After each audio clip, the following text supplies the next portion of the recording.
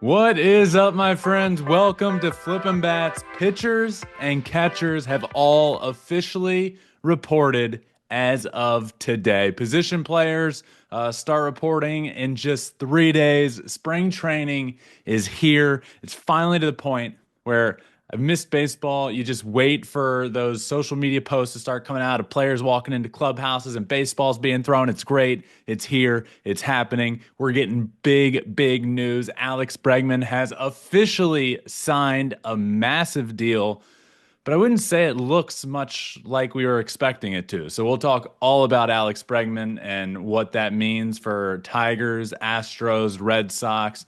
Um, Pete Alonso signs back with the Mets. We'll talk about that.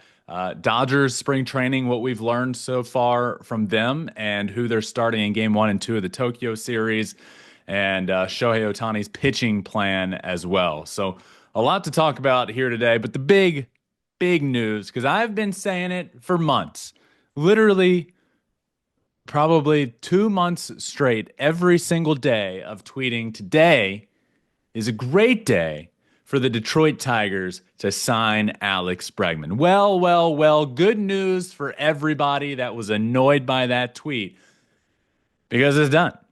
And it did not happen. Alex Bregman signed with the Boston Red Sox. He was looking for a longer deal. And the word we heard all offseason was that he was not going to settle for anything less. He wasn't interested in a shorter term deal. He was looking for a 6 or 7 year deal. Well, that's not what he ended up signing, but he did end up signing a 3 year deal for $120 million. 40 million AAV, and got two opt-outs, one after each of his seasons. First season, opt out after that. Second season, opt out after that. Um, so the other offers did end up coming in that were on the table that he did not sign. The Tigers offer was 6 years, 171.5 million. Cubs offered him 4 years, 120 million. Astros offer that was public was 6 years, 156 million. The winning offer ends up coming in at 3 years, $120 million. Absolutely insane. Now, there are deferrals in this deal, which we don't exactly know what, as the time of I'm recording this, we don't exactly know the deferred numbers, but what we have heard is that the present day value of this contract is expected to be around $90 million for 3 years. So some strong deferred money in here from the sound of it. But ultimately, Alex Bregman is now with the Boston Red Sox. They were one of the big teams in play here. He rakes it at Fenway.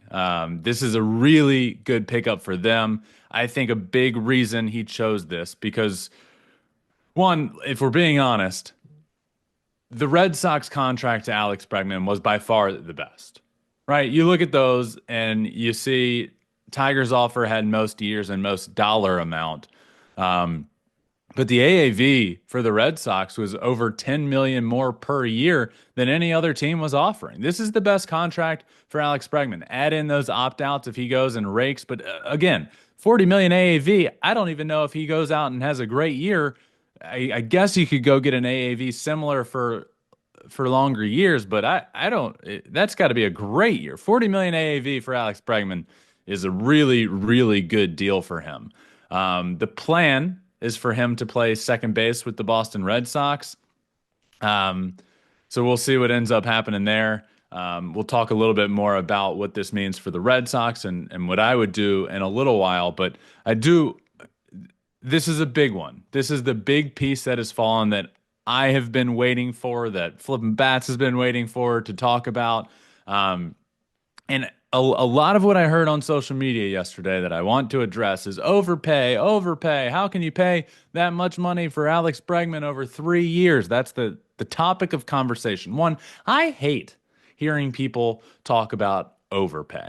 Okay? One, it's not your money. Two, baseball doesn't have a salary cap, right? So who really cares?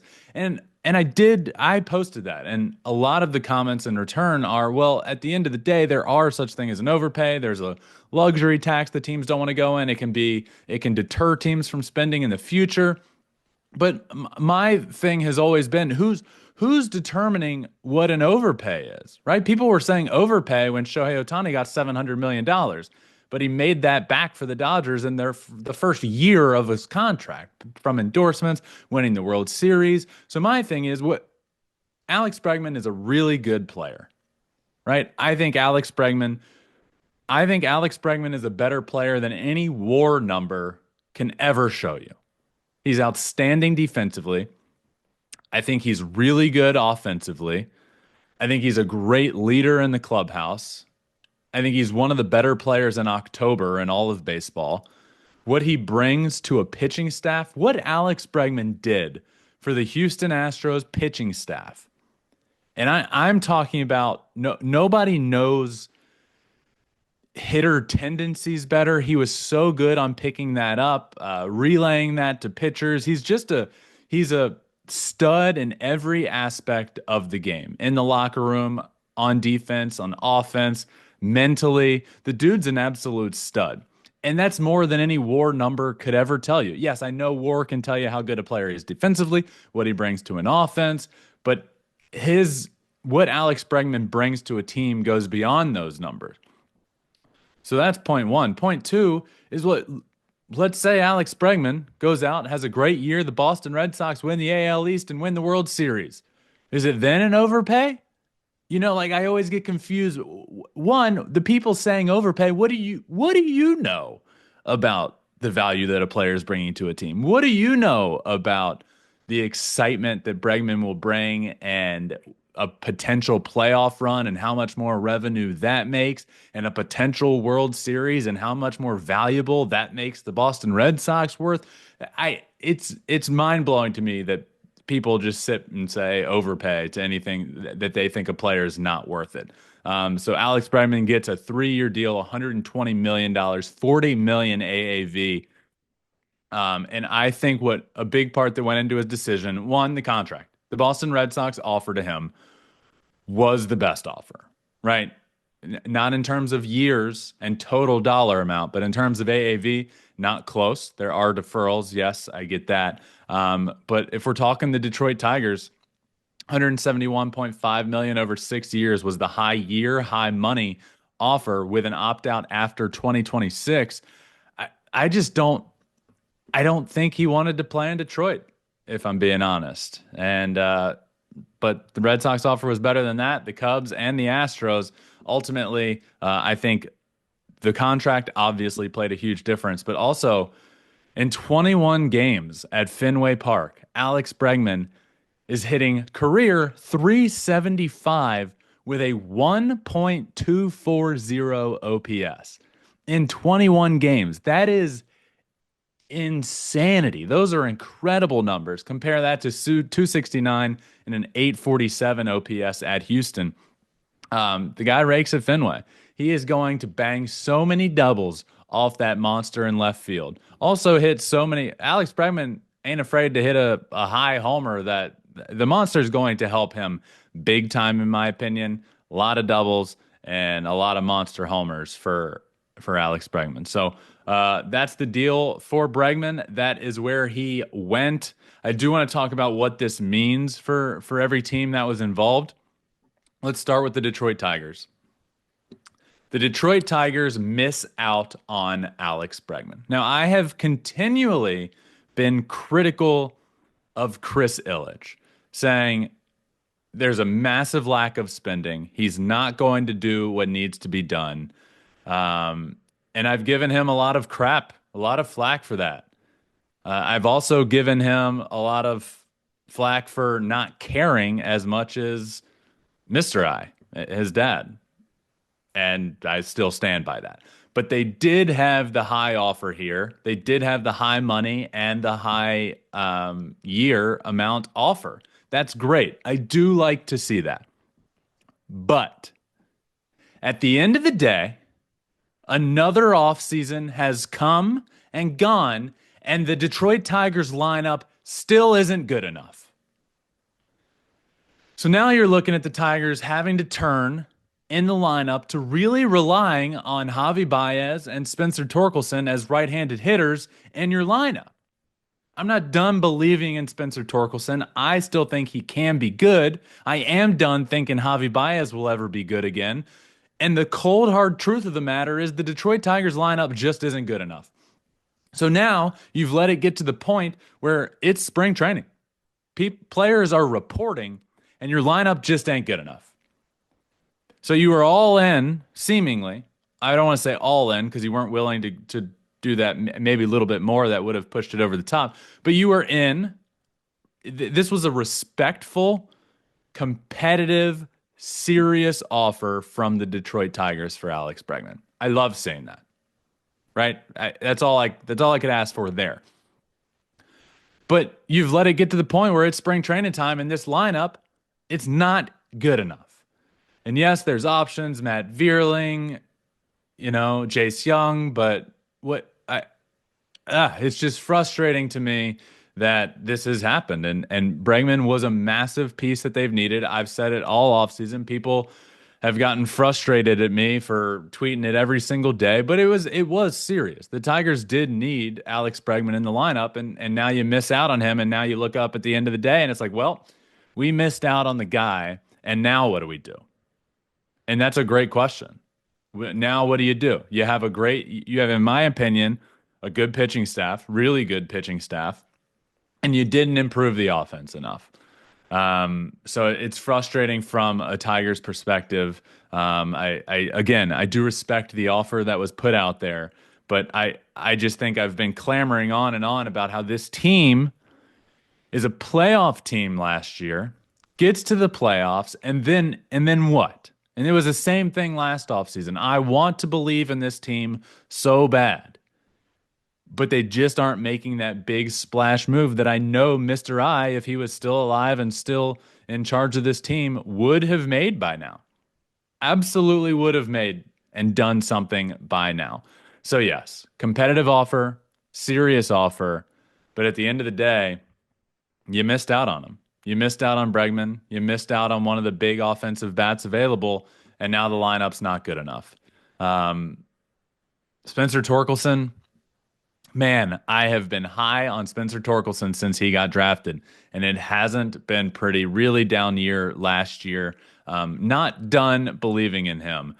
But yeah, I mean, now Baez is apparently, from the wording of it out of spring training, healthy and ready to go ahead of the season. I don't like what the guy can't hit anymore. So I don't know. I'm frustrated by the Tigers. I think they'll be good-ish.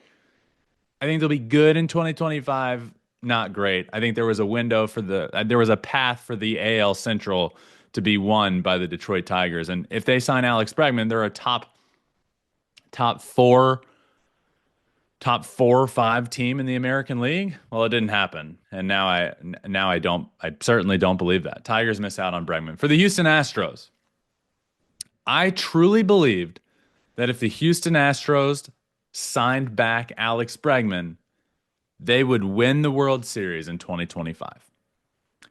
Now, I did know it was always a long shot to sign back Alex Bregman, especially once everything started happening in terms of signing Christian Walker, Isaac Paredes, kind of closed the door on Alex Bregman, but they kept an offer out there for Bregman and said, Jose Altuve is going to move to left field. We'll play Bregman at third and then Paredes at second, move Altuve to left field. Didn't end up happening. Now for the Houston Astros, I do think there's a hole in their lineup. I love Christian Walker, the addition there. I like Paredes over at third base, especially with the Crawford boxes in left field. But postseason Breggy is a game changer. He's a difference maker come October, and you don't have that guy. Again, I don't think fans quite understand. And let's just think, I have a brother that played on the same team with Alex Bregman for many, many years. I don't think fans quite understand what Alex Bregman brings to a team, how helpful he is to everyone, how good he is mentally, how good I think they understand how good he is defensively, but how much he helps everybody else on the team other than himself, including a pitching staff. Alex Bregman will be very, very missed for the Houston Astros. And now you look, and the core is gone. That core that made the Houston Astros what they are is gone. Alex Bregman, George Springer, Carlos Correa, Kyle Tucker, Justin Verlander, Jose Altuve is the last one standing. I do believe the window is still open for the Houston Astros. I believe the Astros are still very good, but I think Alex Bregman would have taken the Houston Astros from really good to great. And now you miss out on that. And I do believe there's a lineup depth concern. I think they're going to miss his bat greatly. And I would have loved to see him. If Alex Bregman signed back there, I think the Astros are a American League favorite.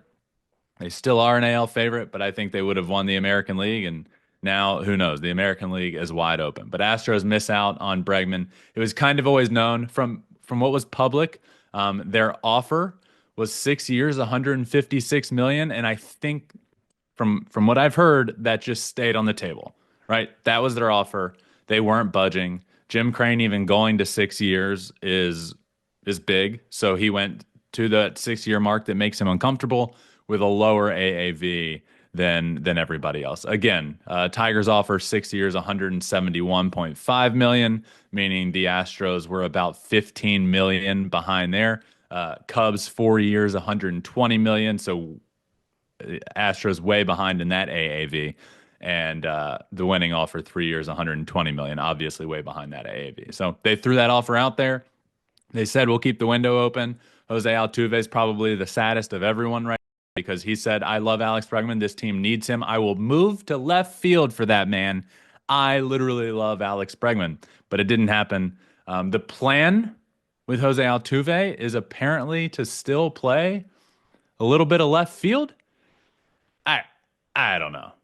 I don't know what. They're still going to be very good. I don't know why you move Altuve to left field. I guess it helps with the lack of outfield depth that you now have, but we'll see what ends up happening there. Houston Astros do not get Alex Bregman. A massive part of that core run and core team for the Houston Astros, Alex Bregman, is now leaving the Houston Astros.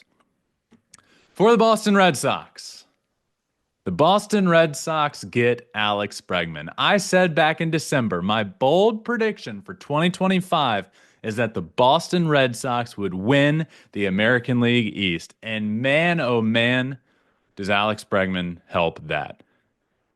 A-plus offseason for the Boston Red Sox. It looks like their offseason is complete. Alex Bregman, Garrett Crochet, Walker Buehler, Aroldis Chapman, Patrick Sandoval, Justin Wilson, A+. So now you're looking at a staff, a rotation of Garrett Crochet, Tanner Houck, Brian Bayo, Cutter Crawford, Walker Buehler, or Giolito. That's a nasty rotation with a bullpen that, again, added Chapman, Justin Wilson, has Garrett Whitlock, Liam Hendricks will be back and hopefully healthy and good to go. This is a good team. Offensively, really good at the top.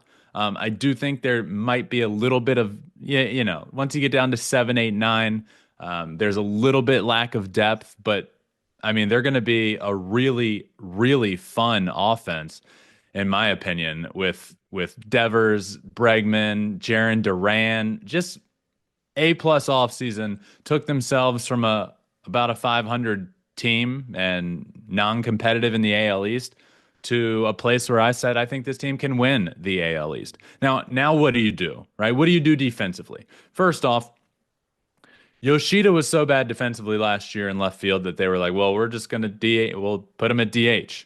I think they're going to rotate DH.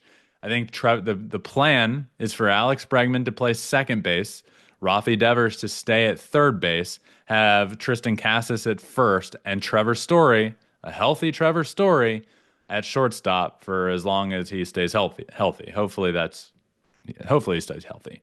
Um, I don't know if that's what I would do. I think Bregman's so good at third base defensively. I think at least in the short term, put Bregman at third base, move Devers to first base, DH Cassis, put Yoshida back in left field, and just say, hey, the monster's there. Anything over your head, turn around and see if it's going to bounce back to you or be a homer. Um, but Yoshida last year hit 310 against right-handed pitching and 192 against left-handed pitching. You want to talk about a lineup that desperately needed a right-handed bat that rakes against lefties. This is the perfect fit and addition for the Boston Red Sox is Alex Bregman. I love the pickup.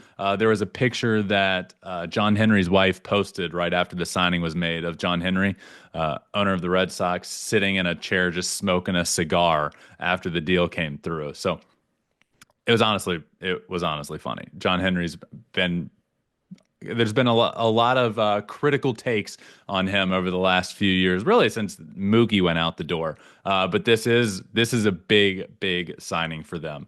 The Red Sox are going to be good. The AL East is going to be really good. So when I say that my bold prediction is the Red Sox to win the AL East in 2025, the Yankees are probably the biggest competition. Again, a lot of frustration and from my end. I was just on a radio show in Baltimore yesterday talking about the Orioles. A lot of frustration with the Orioles. Are they going to be good? Absolutely. Did they get any better than they did last year, than they were last year? No. In fact, they probably got worse. They lost the production of Anthony Santander, 800 plus OPS hitter, 40 homers in the outfield. You lose that production. You lose Corbin Burns, and what do you replace it with? Gah.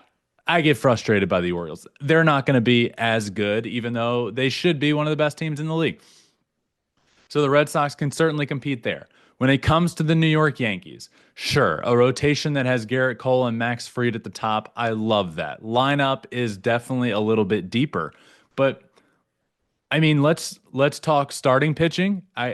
Red Sox rotation certainly up there with Crochet, Houck, Bayo, Crawford, Bueller, Giolito. Really good rotation. Bullpen again: Aroldis Chapman, Liam Hendricks, Justin Wilson, Whitlock. Real good bullpen. Offensively, obviously you don't have Aaron Judge in the lineup, but with Devers and Bregman. I think every bit of them can compete with the New York Yankees. And if you're looking on paper right now, I would say there's an edge given to the Yankees, but this game ain't played on paper. It's played over the course of 162 games. And when we look up after 162 games, I think this year the Boston Red Sox can beat the New York Yankees in the American League East. And the signing of Alex Bregman is a massive part of that for them.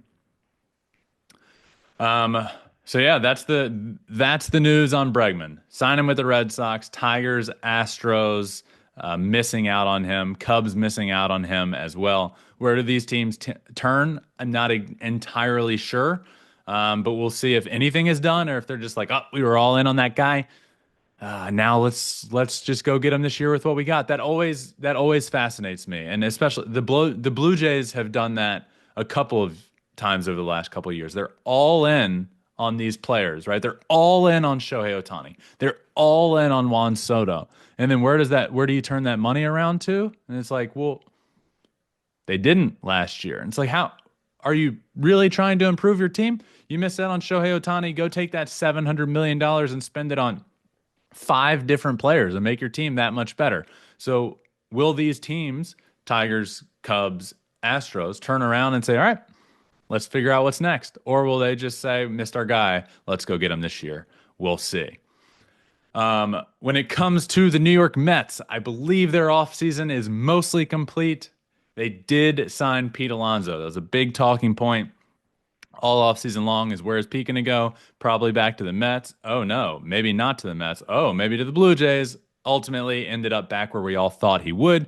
Not a deal like we thought it would look like. In 2023, he turned down 7 years for 158 million, and now signed a deal for 2 years, 54 million, with a player opt out after this first year. So Pete was looking for a long-term deal, as everyone heard. He was looking for, not him specifically, Scott Boras was looking for a Prince Fielder type of deal for Pete Alonso. That didn't happen. So he went low years, high AAV. I get 27 million AAV with an opt out after the first year. So he could have a great year and then be right back at free agency.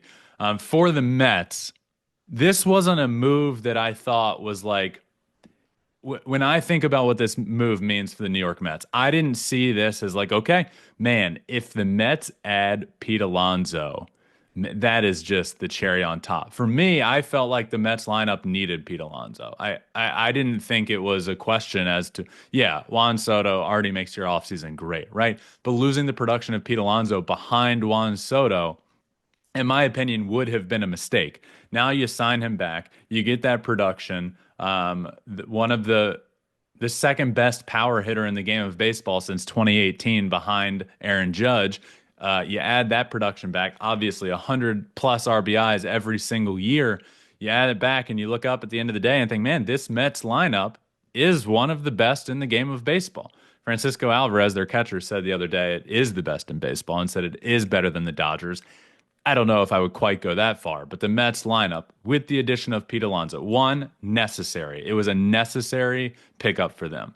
But two, it does make them very, very good and very competitive in the National League, and every bit the chance to beat the Dodgers when it comes to playoff time. There are a handful of teams, in my opinion, that are good enough in a 5 or 7 game series that can beat the Dodgers.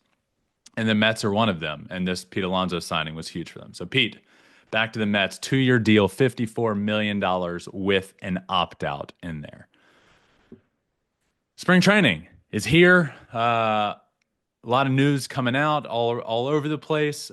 Some big ones, and specifically with the Dodgers because their season starts before everyone else besides the Cubs.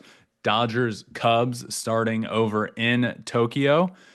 In Japan, it did come out, and this is really cool. Yoshinobu Yamamoto and Roki Sasaki are expected to start games 1 and games 2 in the Tokyo series. I look, that is objectively incredible, right? Major League Baseball taking the season over to Tokyo. Again, it's going to be really cool that they did it last year in Seoul. It's happening now in Tokyo. For the Dodgers to be in it, for Shohei Ohtani, Yoshinobu Yamamoto, Roki Sasaki to head back to Japan and be a part of this series is so huge for the growth of the game of baseball. This is going to be massive, massive what's going on over there. And for those two guys to start in game 1 and game 2 is just going to make it all the more cooler. When it comes to Shohei, yes, he will be pitching in 2025, but there are Shohei Ohtani pitching updates coming out of spring training from talking to Dave Roberts and Shohei Ohtani. They are being very, very cautious with Shohei when it comes to his pitching. He has not fully recovered from his shoulder surgery, but is good to go to DH in spring training. So he'll be DHing in spring and will be starting the year as their DH. Pitching wise, he is starting to throw bullpen sessions as soon as this weekend. Dave Roberts does not foresee him pitching in any spring training games.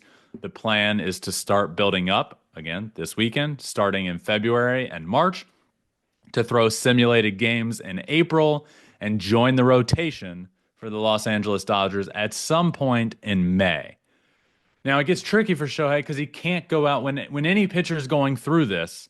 They go out on rehab assignments and throw their game-like action in the minor leagues. Well, Shohei, you can't do that. You can't go out on your typical rehab assignment because he's the DH and best player in baseball.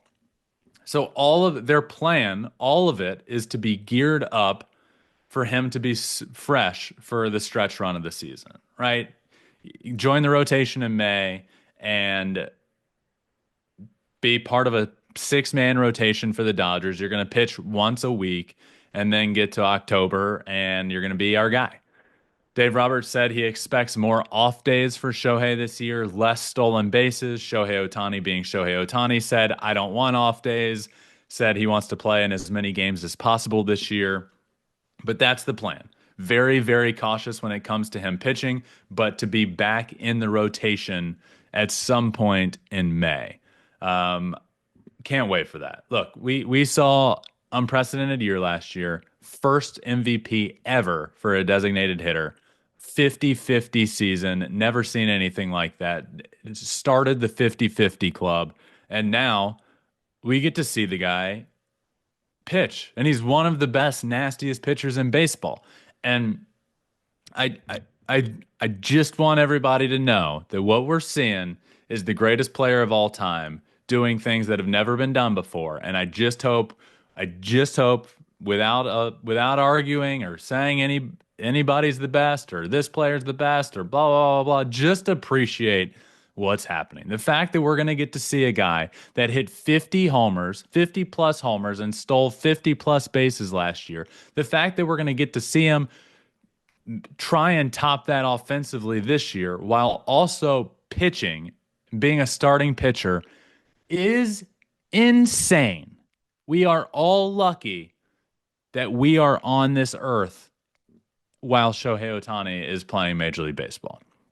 So those are the updates out of Dodgers camp. Baseball's back, my friends. I do have some fan questions that came in that I wanted to answer this year, or this episode. But baseball's back for the year. Spring training is rolling. Players are showing up. We're the good stuff. We're here. Let's answer these fan questions. First one comes from Seth Green, who asks, are you still considering the Astros an AL favorite after the Alex Bregman signing? Absolutely. I think if the Astros did sign Alex Bregman, my prediction for the year would have been that they win the World Series. That's how much I like the signing of Christian Walker, who another bold prediction was that he finishes top 3 in the MVP voting. I like that signing a lot. And would I say I'm super high on Isaac Paredes as a player? No, but I am high on him as a Houston Astro because nobody loves to pull the ball down the left field line more than him. He is going to hit so many pull side homers, accidental pull side homers down that side of the field than anybody is expecting. So I think he'll be good over at third base. The Astros are still favored to win the American League over the Red Sox. Obviously, the Yankees are the favorite, but the American League is wide open. The Astros still can win it. Their team is really good.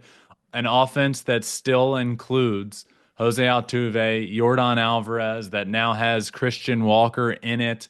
It's going to be a good offense. Pitching staff with Framber Valdez and Hunter Brown is going to be good. Bullpen really good. They are a very good team that I still think can win the American League. So yes, I still think they're considered an AL favorite. Thank you for that question, Seth. Next up comes from Justin. What's the trade market look like for a third baseman? The reason I wanted to answer this one is because Nolan Arenado is still out there and available. From all accounts, the Cardinals were going to trade Nolan this offseason. It hasn't happened. The Red Sox were big suitors there. So do the teams now that were in on Alex Bregman transition to Nolan Arenado? I think that's the big piece, the big trade piece still available. If we're looking at what the third base trade market is, it's really Nolan Arenado. You could come up with like other players that you could see, like Brett Beatty. Are the Mets looking to trade him and move on and give him some space to try and be great elsewhere? Perhaps. But let's talk about Nolan. Are the Tigers now in on him? Are the Yankees now in on him? Are the Cubs now in on him? I see a lot of negativity around Nolan Arenado on social media after a down year. I still think he's a good baseball player. I still think he's outstanding defensively, and I think he'll have a better year offensively.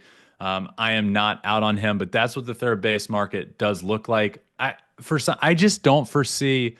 I don't foresee the Tigers pulling the trigger there and trading for him. I could see the Yankees doing it. The Yankees do have a hole at third base. Are they going to just run back Jazz Chisholm at third this year? I think they're going to move him to second with Glaber gone and now in Detroit. But is DJ LeMahieu the answer at third base? The Yankees, year in and year out, feel that answer is yes, but we all know the answer is no. So do they actually look in the mirror and trade for Nolan Arenado? We'll see. But the trade market there looks like Nolan Arenado. And if you want to sign somebody, Justin Turner still available to play third base for sure. But good question there. There are still some free agents available, guys. Anthony Rizzo still out there. Justin Turner still out there. JD Martinez, Lance Lynn, Alex Verdugo could be an option for perhaps the Houston Astros. So maybe Jose Altuve is not playing left field. But what do I know? Who knows? Amongst other names. So there are still free agents out there looking to sign as spring training gets underway. Pitchers and catchers have all reported as of the time you are listening to this, and position players reporting starting in 3 days, February 16th. Those guys get underway. So we're rolling, baby. This is the best time of year. We're not far from spring training games. We're not far from the season getting kicked off in Tokyo. Things are good. 2025, the year of flipping bats. And I know Bregman did sign with the Red Sox, so my tweet, unfortunately, is done. But I will leave you all with this. Today is a great day for the Detroit Tigers to trade for Alex Bregman. No, just kidding. Extend Tarek Skubal. That's what I'll say.